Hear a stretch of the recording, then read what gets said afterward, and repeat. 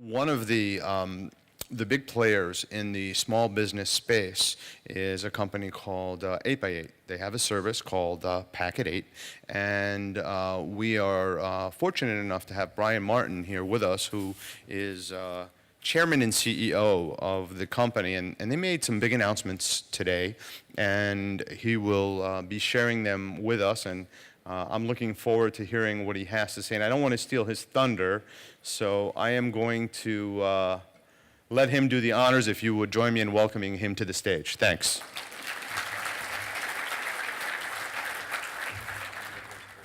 Thanks, Rich. Hi, everyone. Good afternoon. So, and thank you, Rich. I appreciate that. Not stealing my thunder. It's something everyone tries to do these days. But I wanted to start out. We're such a young industry here, you know, and I've been with 8x8 since 1990, so I've been around quite a while. We've been doing voice over IP since '98, but we're such a young industry, there's not a whole lot of internet telephony jokes out there. I don't know if anyone's noticed. So I'm going to try one on you. Okay, so it's probably never been done in public before. Give me a little bit of leeway. So my friend Al is a telecom engineer, and he installed a new voice over IP system at his company. Everything went great. His boss liked it so much that he called Al into his office one day, and he phoned the head of HR right in front of Al. And he wanted Al to hear the glowing review for himself. So this was what was said over the phone. And as you might imagine, Al left the office that day feeling pretty comfortable. He thought, wow, I probably get a raise out of this, maybe a promotion, maybe some new responsibility. But when Al showed up to work the next day, the HR director came over to him and said, "You're fired, Al. Get your stuff and get out." And so it turned out the voice over IP system that got installed had 50% packet loss. And this is what the HR director heard. So you can see, and I'm going to talk a lot about quality of service, metrics today, that, you know, we all know what happens when a voice over IP call goes bad, but you can see voice over IP calls can go really bad if the dropout happens at the wrong point in the speech. So that's good. So I'm going to try another one. I'm going to double it up here, a little bit of laughter.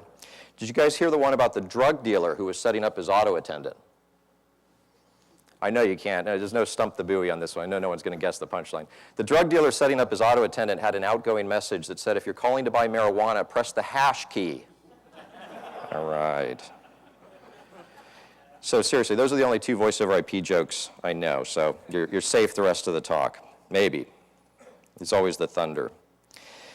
So the pioneers in our industry, you know, way back, we're talking about the early 90s and into the late 90s, I guess. The pioneers in our industry, I think, probably would be pretty disappointed with where we are today. They really thought we would have changed how people communicate by now. So you know, I put it up here, and with apologies to the TMC team, because I know it didn't originate at their conference, but there was this notion of purple minutes, which I think really captures what we were talking about back then. And purple minutes are minutes that you cannot do on the PSTN. You cannot do high-speed video, you cannot do presence, you cannot do a lot of things on a PSTN copper pair.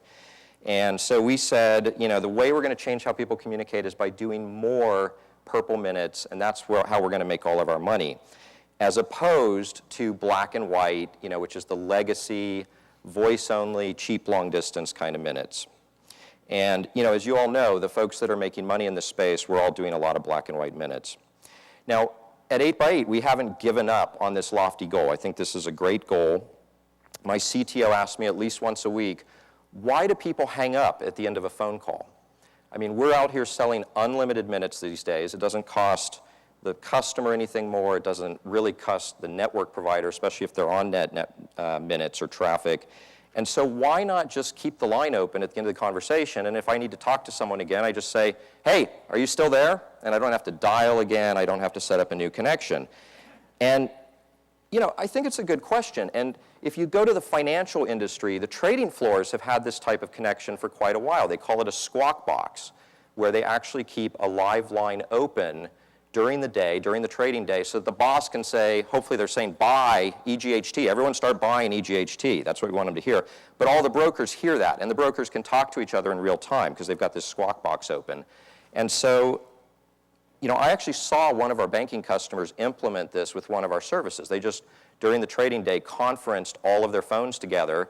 Each phone did a three-way call into the next one that did a three-way call. And I said, what in the world are you doing? And they said, well, we're implementing a squawk box. So, that's an area where we think we can start expanding into some of these functionalities that, again, I'm sure you can do it on a PSTN line, but it's a lot easier to do in our world. If you look at how kids communicate today, or you look at how kids do their homework, it's really starting to change how they use telecommunications, how they close that distance. Texting, I'm probably old-fashioned because about the only thing I can do is text these days, but texting's kind of the minimum for these types of sessions. And what you find, especially with kids that have the Apple laptops now, video is pretty common. They get the Hollywood Squares, 12 friends on the screen, and they're all doing homework together. They're not talking to each other, but they're there, and if they need to, they can talk to each other.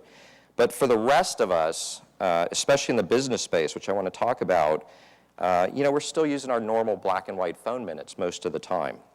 And I wonder why that is. And so, one reason might be Hofstadter's Law. Anyone know Hofstadter's Law?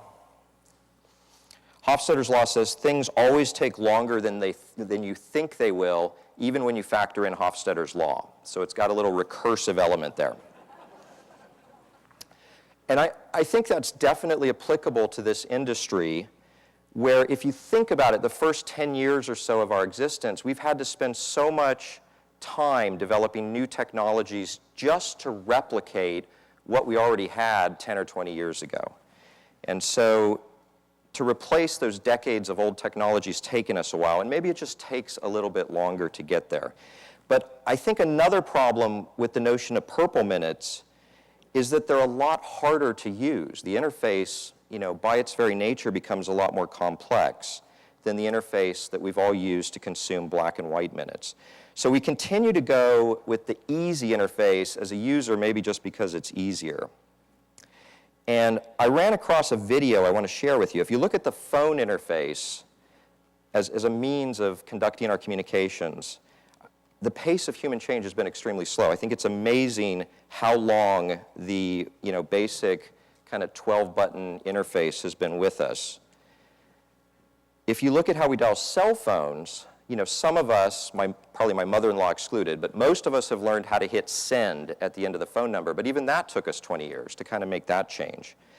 And so I want you to watch this video. This is from the 1930s. It actually first aired in 1932. So we're talking more than 75 years ago. So take a look at this. We'll see if we can bring the audio up in the back here. The local news of the week. At midnight Saturday, the telephones in this city will be changed to dial service, and all telephone numbers will be changed. Late this week, new directories will be delivered. Here are a few important suggestions for the use of your dial telephone. Before calling any number, first secure the number from your new directory. Then remove the receiver and listen for the dial tone. It sounds like this. That tone indicates everything is ready for your call. With the receiver off the hook, dial the desired number. For example, suppose you want to dial 23650. Dial each numeral in this manner, pulling the dial around to the finger stop each time. Be sure to allow the dial to freely return to its normal position. And this is the ringing signal.